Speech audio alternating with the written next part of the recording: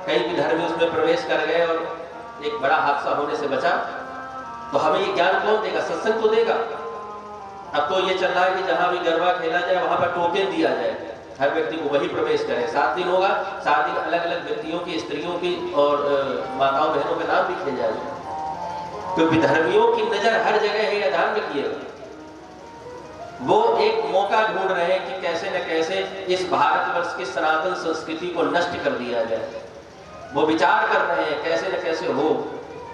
हम लोगों को ये ध्यान रखना होगा, हमें अपनी संस्कृति, अपनी मर्यादा हमें अपनी बचा के रखनी है। तो श्रीमद् भागवतालापः, श्रीमद् भागवत महापुराण का वाचन और श्रवण, ये सनातन धर्म का मूल है। और मेरे भैया यही सत्कर्म है, यही सत्कर्म। किसी को भगवान से जोड़ दिया, बिगड़ा हुआ जीवन सुधर गया, साहब इससे बड़ा कोई ज्ञान होगा क्या? इसके बड़ा कोई सत्कर्म होगा है? एक चोर चोरी करके भाग रहा था, गुरुदेव कहते हैं चोर चोरी करके भाग रहा था, पुलिस उसके पीछे पीछे थी। ठीक, चोर को कोई जगह न दिखी तो एक जगह कथा चल रही थी, वहीं आके पांडाल में बीच में आके बैठ गया चुपचाप। और व्यास जी कथा सुना रहे थे कि इस संसार में चोरी करना पाप है, और नरकों 28 नरकों का वर्णन कर रहे थे। उसमें चोरी करने का क्या, चोरी करने के बाद उस व्यक्ति को किस नरक की प्राप्ति होती है उसका व्याख्या कर रहे थे। और वो बैठा बैठा चोर सुन लिया, हाय भगवान, ये बात पहले पता होती तो चोरी करते ही काहे। उसने भैया बाहर निकला पांडाल से, तुरंत थाने गया, सरेंडर किया, चोरी का लूटा हुआ माल वापस कर दिया। थानेदार चाहता, एसओ चाहता तो जेल में कर देता, लेकिन उस थानेदार ने कहा कि इसने सरेंडर किया है और माफी मांग रहा है, एक मौका दे करके छोड़ते हैं। ठीक, उसने उस चोर को छोड़ दिया, जेल में नहीं बंद किया, मार पिटाई नहीं करी, और वो चोर सुधर गया, आजीवन भक्त बन गया। अब आप बताइए, इससे बड़ा कोई ज्ञान का दान से बराबर कोई दान होगा क्या? किसी को सही मार्ग मिल जाए, किसी को सही रूप मिल जाए, किसी को सही परंपरा का पता हो जाए, इससे बड़ा क्या कोई दान है? इससे बड़ा क्या कोई सत्कर्म है? चोर ने अपना चोरी करना छोड़ दिया, तो एक कथा है, उस चोर ने चोरी करना छोड़ दिया। केवल कैसे? कथा को सुन करके। ये सत्कर्म है। लिखा है नीचे, प्रलयं हि गमिष्यन्ति श्रीमद्भागवत ध्वनेः कले दोषाय मे सर्वे सिंह सत्तानिका इव।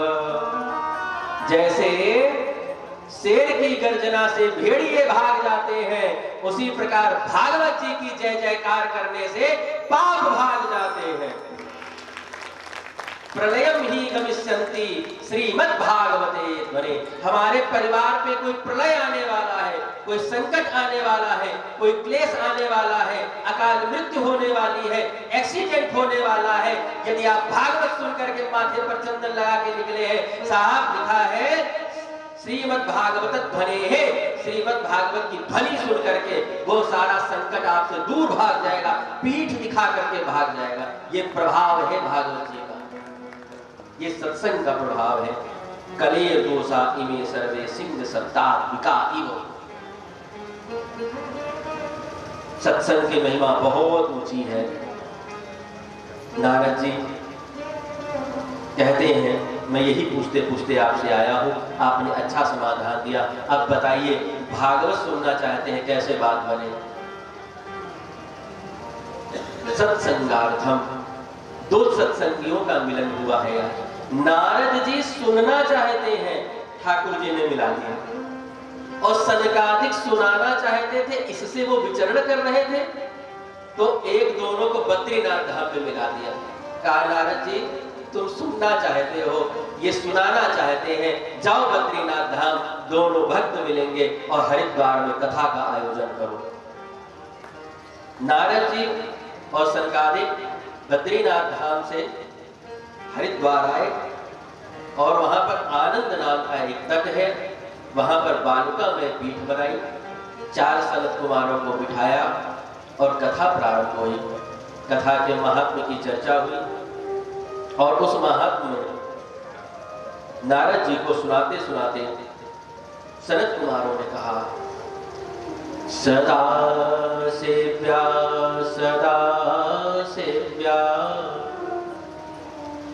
श्रीमद्भागवती वार्ता, यस्याः श्रवणमात्रेण हरिश्चित्तं समाश्रयेत। सनकादिक कहते हैं, नारद जी सदा सेव्या भगवान की कथा को निरंतर सुनो, निरंतर सुनो, निरंतर सुनो, और इससे लाभ क्या होगा? यस्याः श्रवण मात्रेण हरिश्चित्तं समाश्रयेत। केवल भागवत को श्रवण, मन से श्रवण करने से श्री हरि भगवान विष्णु, श्री कृष्ण, 4 भुजानाथ रूप नारायण भगवान सब एक ही हैं, वो हमारे समाश्रयित, हमारे हृदय में आकर के बैठ जाते हैं। दूसरा, दुर्लभैव कथा लोके। कोई ये सोचे कि चलो हमारे टीकर में कथा हो रही है, चलो सुन आते हैं ना। दुर्लभैव कथा लोके श्रीमद्भागवतोद्भवा। इस संसार में यदि सबसे ज्यादा कुछ दुर्लभ है तो भगवान की कथा का मिलना दुर्लभ है, भगवत चर्चा मिलना दुर्लभ है। 12 से 3 आप कथा सुनोगे, उसके बाद कितनी देर आप भगवत चर्चा करते हो आप खुद जानते हो। कितनी, अब सोचिए कितना दुर्लभ है ये समय जो आज हम लोगों के सामने 25 सितंबर से 1 अक्टूबर तक आया है, ये हमारे कोटि जन्म समुत्थेन पुण्येनैव तु लभ्यते। करोड़ों जन्मों के पुण्य उदित हुए हैं, तब जाकर के ये भागवत जी का सफल आयोजन पहले दिन हो रहा है।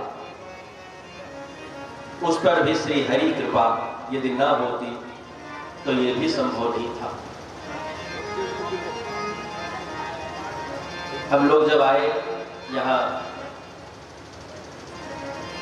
राजस्थान की भूमि पर, एक अलग सा स्नेह, एक अलग सा प्रेम है इस राजस्थान की भूमि से मेरा। अब वो मेरा खुद का विषय है, इसको हम कभी भी क्लोज ही रखते हैं, डिस्क्लोज नहीं करते हैं। एक अलग प्रेम है इस माटी से, इस भूमि से, यहाँ की पर्वत श्रृंखलाओं से, यहाँ की हवा से, यहाँ के उगते हुए सूर्य से। यहाँ के डूबते हुए सूर्य मुझे बहुत प्यारे लगते हैं। लोग उगते हुए सूर्य को प्रणाम करते हैं, राजस्थान की भूमि पे मैं सच बताऊं, मैं डूबते हुए सूर्य को प्रणाम करता हूँ। मुझे बहुत अच्छा लगता है यहाँ का डूबना सूर्य, बहुत अच्छा। एक अद्भुत आनंद है इस भूमि पर। आप लोग बड़े बड़भागी। आज भी भारतवर्ष के भीतर राजस्थानी व्यक्ति दुनिया के किसी कोने में चला जाए, पूरा विश्व जान लेगा ये व्यक्ति राजस्थान का। उसके सिर पर लगी हुई पगड़ी वो बता देती है कि राजस्थान का व्यक्ति है। वो नहीं भी बताएगा मैं किस जिले का हूँ, मैं किस गांव का हूँ, किस शहर का हूँ। उसकी पगड़ी, उसकी भाषा, उसकी बोली, और सबसे बड़ी बात उसकी ईमानदारी, उसका नियम, उसका भजन बोल देगा कि मैं राजस्थान की भूमि का हूँ। यहाँ की माताएं बहनें अपने नियम, अपने कायदे में विश्व में सर्वोपरि है, विश्व में। ऐसी माताएं बहनें पूरे विश्व में कहीं नहीं पाई जाती है जैसी राजस्थान की भूमि पर है। गरिमा, अरे यहाँ की स्त्रियों ने चित्तौड़ में जैसा जौहर किया साहब, आज तक भारतवर्ष की किताबों को जब लोग पढ़ते हैं, उस पद्मावती की उस लीलाओं को, अरे गजब कर दिया। जौहर 30-30 हजार रानियों ने चित्तौड़ में किया। क्या पूरे विश्व में ऐसा गौरव किसी को प्राप्त है जौहर का?